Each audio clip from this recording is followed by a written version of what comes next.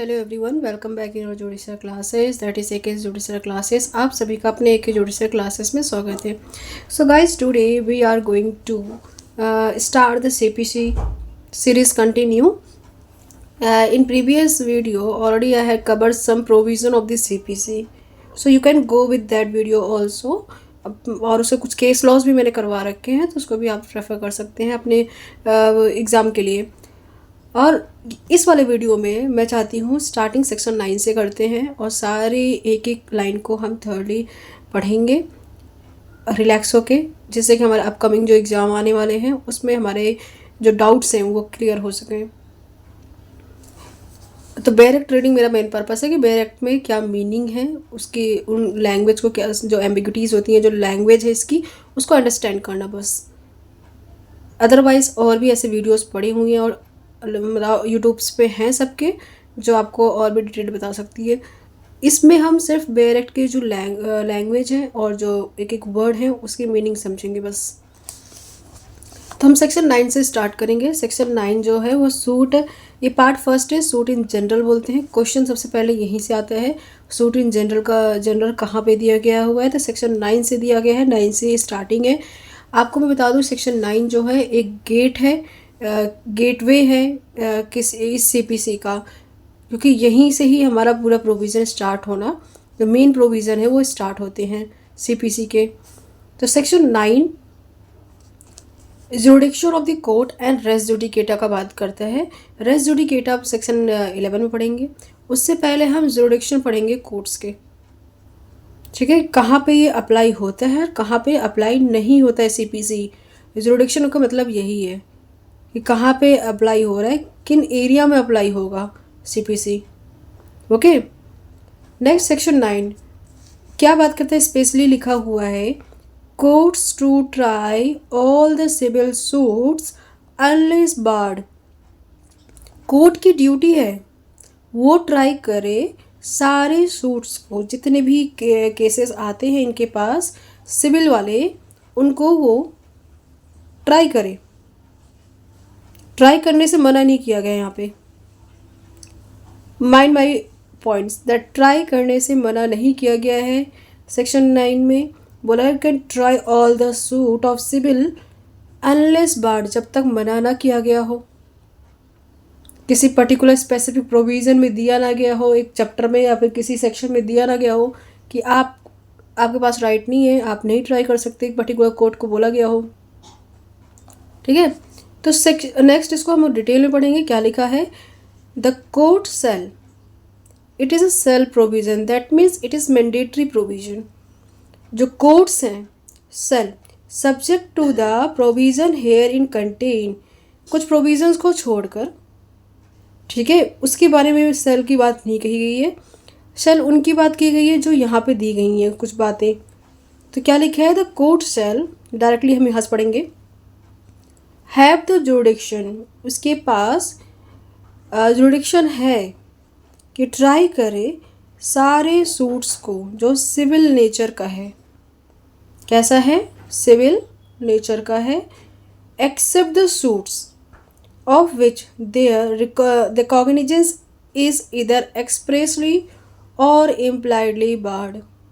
तो ये इतनी लाइन को इतना डिटेल में एक्सप्लेन किया हुआ है बस, कि सिविल जितने भी कोर्ट्स हैं सिविल नेचर के केस को सूट्स को क्या करेगी, ट्राई करेगी, जब तक उससे संज्ञान लेने की पावर को रोका न गया हो, एक्सप्रेसली और इम्प्लाइडली, कह के या फिर किसी कंडक्ट के थ्रू या फिर पर्टिकुलर कहीं जगह लिखा हो। ओके, तो एक्सप्लेनेशन फर्स्ट हम यहाँ पढ़ेंगे, a suit in which right to property, इसका एक्सप्लेनेशन दिया है, इसको एक्सप्लेन किया गया है। जो हमने यहाँ पे सूट वर्ड यूज़ कर रहे हैं उसका एक्सप्लेनेशन क्या है, ठीक है, सूट जो वर्ड हमने यूज़ किया है, क्या सूट कहीं एक्सप्लेन किया गया है सीपीसी में? No, the suit term is not defined anywhere in the CPC.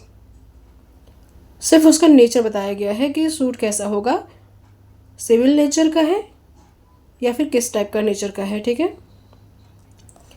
A suit in which right to property और to an office is contested is a suit of civil nature. देखो, suit जो right claim करे, जिसमें हमारी rights हो, ऐसे suits जिसमें हमारे राइट्स क्लेम हम कर सकते हैं, अपने right related to the property हो या फिर किसी ऑफिस से रिलेटेड हो, तो उसको हम कहते हैं suit of civil nature. Suit of civil nature जो है वो ब्रॉडर टर्म है, ठीक है। Suit of civil nature is a broader term. Civil suit एक होता है और एक सिविल नेचर सूट होता है। दो टाइप के सूट्स होती हैं। First one is a civil nature suit और एक सिविल सूट होते हैं। जो सिविल सूट होता है वो नैरो टर्म है, प्योर राइट्स। उसको some time in exceptional case में हम उसको रेफ़र करते हैं, अदरवाइज हर जगह जो सिविल नेचर सूट्स होते हैं उनको हम रेफ़र करते हैं। सिविल नेचर एक ब्रॉड टर्म है, डायरेक्टली किसी मैटर को देखते हैं हम बोलते हैं सिविल नेचर है, ठीक है। बट सिविल सूट कैसे होता है, उसमें हमें इन डिटेल जाना पड़ता है, इन डेप्थ देखना पड़ता है कि हाँ ये सिविल सूट है कि नहीं है। सिविल नेचर के अंदर सिविल सूट आता है, ठीक है। Not with standing that such right में बी डिपेंड, ये जो हमने कहा राइट ऑफ प्रॉपर्टी है, वो राइट ऑफ प्रॉपर्टी हो या फिर ऐसे राइट्स हो जिसमें entirely on the decision of question as to the religious rites और ceremonies से रिलेटेड हो। ऐसे राइट्स जो जिसमें रिलीजियस रिट्स हो या फिर सेरेमनीज हो, ठीक है। उन रिट्स एंड सेरेमनीज वाली जो राइट्स हैं वहाँ पे भी हम बोल सकते हैं हमारा ये सिविल नेचर का है, ठीक है। ये प्योरली रिलीजियस मैटर नहीं है। इन ब्रॉडर टर्म अगर आप समझें सिविल सूट क्या है और सिविल नेचर सूट क्या है, सिंपल सी बात, जहाँ पे आपके राइट्स का वायलेशन हो रहा है, एक इंडिविजुअल्स के राइट्स का वायलेशन हो रहा है, राइट इन पर्सोनम में जो वायलेशन हो रहा है, और in large all the citizens का भी उसमें इन्वॉल्वमेंट है कि हाँ ये हर एक इंडिविजुअल पे अप्लाई हो सकता है, पूरे वर्ल्ड में, पूरे इंडिया में जहाँ पे भी लॉ अप्लाई हो रहा है, तो उसको हम कह सकते हैं it is a civil nature suits और सिविल सूट, ठीक है। तो ये जो सिविल हम बात कर रहे हैं यही है कि इन पर्सोना में ये सिविल लॉ के अंदर कवर किया जाता है। तो यहाँ पे क्वेश्चन आता है, कैन रिलीजियस रिट्स और सेरेमनीज आर सिविल नेचर। तो यहाँ पे एक्सप्लेनेशन में दिया है कि राइट टू प्रॉपर्टी है, राइट टू ऑफिस, अगर वो रिलीजियस रिट्स और सेरेमनीज के लिए है या फिर रिट्स और सेरेमनीज के भी सूट्स हैं तो वो भी यहाँ पे इंक्लूड होगा सिविल नेचर का। क्वेश्चन यहाँ से पूछ लेते हैं। एक्सप्लेनेशन 2 क्या बोलते हैं, for the purpose of this section it is immaterial whether any fees not any fees are attached to the office refer to explanation or whether on such office attached to a particular place। हमें इससे फ़र्क नहीं पड़ता है, वो office जो है जिसके बारे में हम बोल रहे हैं, राइट टू ऑफिस है हमारे पास, it is civil in nature. उस वाले ऑफिस में क्या उसमें कोई फ़ीस अटैच है या फ़ीस कोई नहीं दिया जा रहा है, उससे मतलब पैसे वो भर रहा है कि नहीं भर रहा है, या फिर कोई उस पर कोई चार्जेस है, उससे हमें मतलब नहीं है, वो कहाँ पे है वो उससे मतलब नहीं है। अगर आप पास राइट टू ऑफिस है तो you have a right to claim also, you have a right to you have right of civil file a suit of civil nature suit, okay. तो ये ब्रॉडर में जो ये दिखाए गए हैं ये सिविल नेचर सूट के बारे में बात किया गया है, आपको सिविल सूट के बारे में एक्सप्लेन नहीं किया है अभी, ओके। और इसके मैं कुछ आपको बताती हूँ कि मैंने भी कहीं से लिया था तो मुझे लगता है इसी टाइम साथ साथ आपको बता देती हूँ जिनको नहीं पता होगा कि सिविल नेचर के अंदर क्या क्या इंक्लूड है, क्या क्या इंक्लूड नहीं है, क्योंकि ये चीज़ मैंने भी कहीं से कॉपी किया है और आपको भी इस टाइम रिवाइज करा देती हूँ एक बार क्या क्या होता है। देखो, इसका मैंने भी एक ट्रिक बनाया था,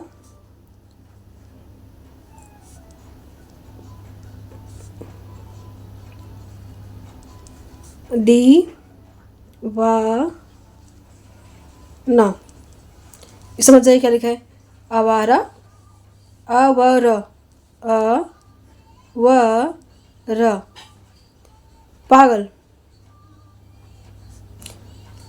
ला जान लो साइलेंट है, पागल। दी वा ना, ठीक है, ये वर्ड है। इससे आप रिलेट कर सकते हैं। इसमें जितने वर्ड्स यूज़ किए गए हैं इनसे, इनको हम कहते हैं सिविल नेचर सूट, ठीक है, इनको हम सिविल नेचर सूट कहते हैं। अब इसका हम क्लासिफिकेशन दिखाती हूँ। ए फॉर क्या है, एरियर ऑफ रेंट। क्वेश्चन आते हैं एग्जाम में, can arrear of rent is a civil in nature और not? You have to write yes, it is. Next,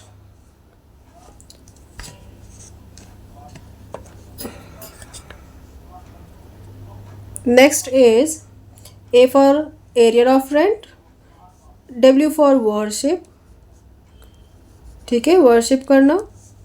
क्या ये सिविल नेचर का है? यस। तीसरा, R for रिलीजियस पोजीशन, ठीक है। और यहाँ पे मैं लिख रही हूँ कंटिन्यू में, नीचे में भी ना दिखे, यहाँ पे दिख रहा है तो लिख देती हूँ एक और। अवरा, area of rent, worship, religious position. P for property, अभी हमने पढ़ा राइट टू प्रॉपर्टी, तो right to property.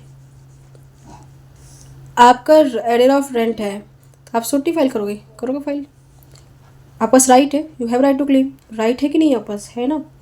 D for declaration, ठीक है। वी फॉर वोटिंग राइट, है ना, you have right to vote. मैंने यहाँ पे पी फॉर प्रॉपर्टी तो बोल दिया, जो जी था वो क्या था, जी and conjugal right, and conjugal right, ये भी इसके अंदर कवर कर। बोला कॉन्जुगल, गर्ल पागल, ऐसे मैंने वर्ड रिलेट किया हुआ है, पागल, तो आवारा, पागल, दीवाना। तो right to property and conjugal right. Declaration, आप किसी चीज़ से डिक्लेयर करना चाहते हो, कास्ट से। नेक्स्ट है, अब क्या बचा हमारा,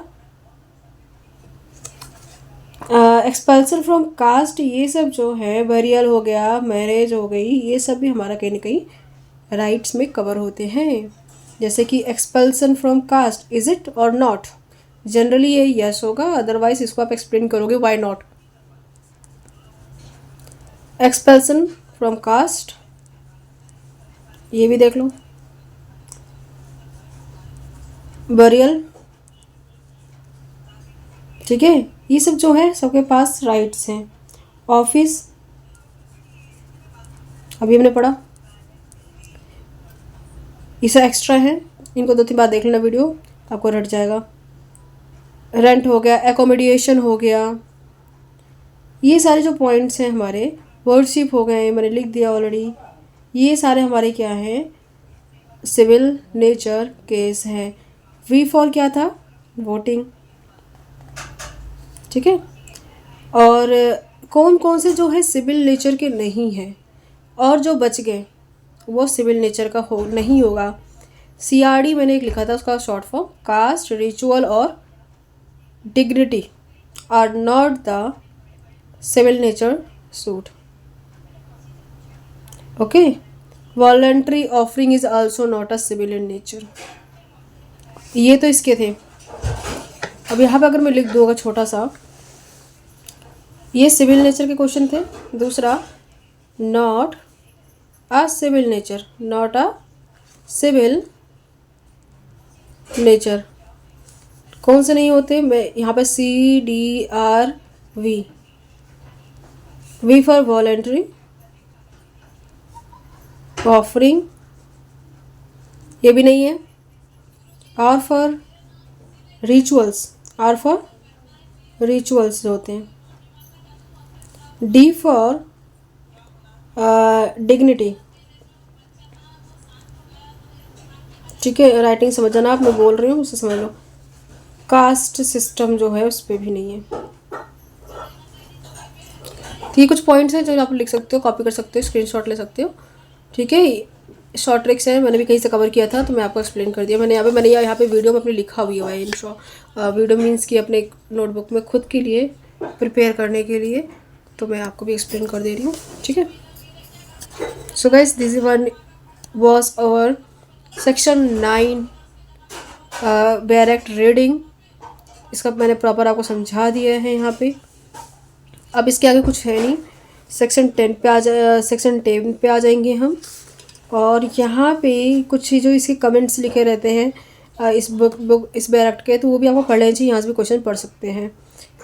industrial dispute in the forum constitute under the Indian dispute act and jurisdiction of civil court is impliedly barred in this course.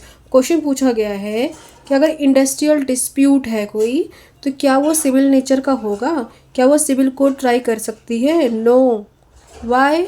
Because इसमें ऑलरेडी कोर्ट बना है, इसका फॉरम इसका ऑलरेडी बना हुआ है, वहाँ पे जाके वो इंटरटेन करे, ट्रिब्यूनल्स बने हुए हैं, वहाँ पे इंटरटेनमेंट होगा, नॉट इन अ कोर्ट।